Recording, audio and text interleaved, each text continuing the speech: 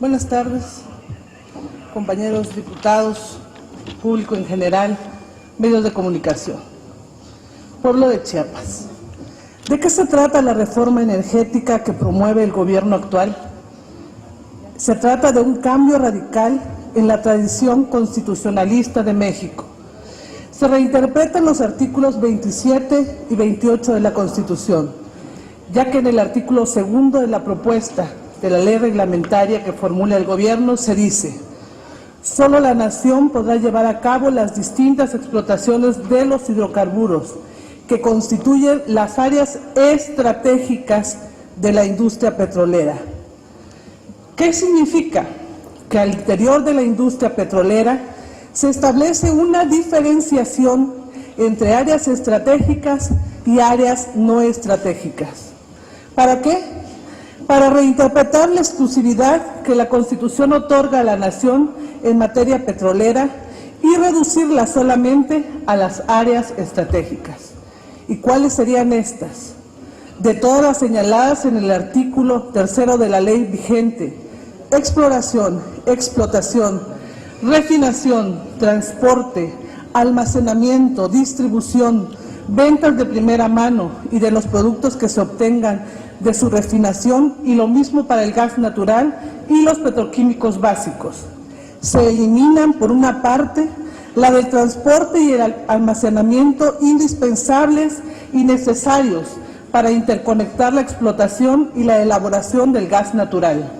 Y por otra, la de la distribución de derivados del petróleo, pues solo se considera estratégica la distribución del crudo. También se elimina la del transporte, almacenamiento y distribución de los petroquímicos básicos. En consecuencia, el nuevo artículo 4 de la propuesta gubernamental permite que además Pemex y sus organismos subsidiarios, otros organismos del sector social y privado, puedan realizar las siguientes actividades: transporte, almacenamiento y distribución de gas, transporte, almacenamiento y distribución de los productos que se obtengan de la refinación de petróleo, transporte, almacenamiento y distribución de petroquímicos básicos. Es decir, se privatiza el transporte, el almacenamiento y la distribución de gas natural, de refinados y de petroquímicos básicos. Se quita a la industria estatal y a la nación sus vasos comunicantes, sus arterias y sus venas. Pero además, bajo el esquema de la tradicional maquila, se abre la refinación a los privados. Sí, también en el artículo 4 de la nueva ley reglamentaria propuesta, se autoriza a Pemex para que contrate los servicios de refinación del petróleo, permitiendo asimismo que quienes realicen estas tareas de refinación puedan construir, operar y ser propietarios de ductos, instalaciones y equipos. Es muy curioso, por cierto, que no se abra a la maquila la producción de petroquímicos básicos. Todo eso, sin lugar a dudas, representa un cambio en el concepto de industria petrolera, que todavía hoy señala la Constitución y su ley reglamentaria vigente. No solo hay una redefinición conceptual de la industria y en consecuencia del mandato constitucional, sino, por curioso que parezca, una propuesta que contradice las tendencias petroleras internacionales. Este y cualquier gobierno tiene derecho a plantear a la nación sus ideas y sus propuestas de cambio, no hay duda, pero no tiene derecho a engañar ni a ocultar la naturaleza y el alcance de esos cambios. En 1938, la expropiación era resultado de una cadena de hechos que habían puesto en entredicho la soberanía del país, y por ello, esta decisión llenó de júbilo al pueblo de México. Hoy vemos con tristeza, y en base a los datos que menciono, que el sacrificio de miles y miles de mexicanos de aquel tiempo, que con orgullo y sacrificio defendían la soberanía nacional, hoy no valga nada. Al aprobarse la reforma energética, como lo propone el PRI, el Verde, el PAN y el PANAL, se está entregando a extranjeros otra vez nuestro petróleo y nuestra soberanía nacional. No podemos ni debemos permitir que se reforme el artículo 27 y el 28 de nuestra Constitución. es un engaño más al pueblo.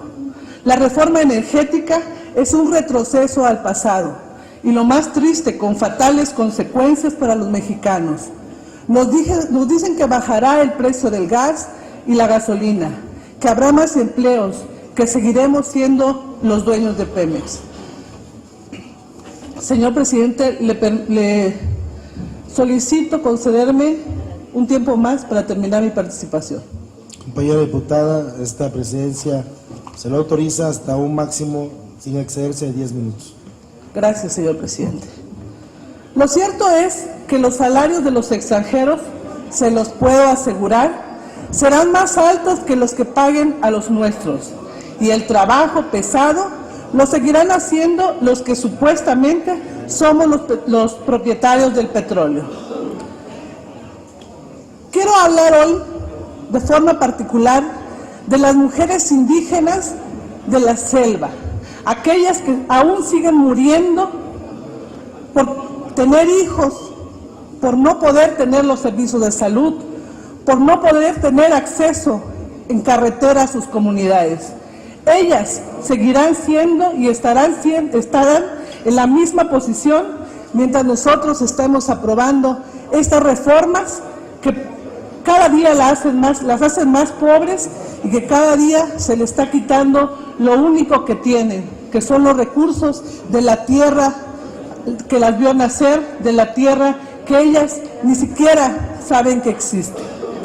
Por todo esto, compañeros diputados, el voto de la fracción parlamentaria de Movimiento Ciudadano es en contra de las reformas, por convicción, por ser congruentes con la realidad de nuestro país y porque sé que con estas reformas están condenando a mis conciudadanos, a los chiapanecos, a quienes nos debemos, a un futuro oscuro, pero con un gran sabor al pasado.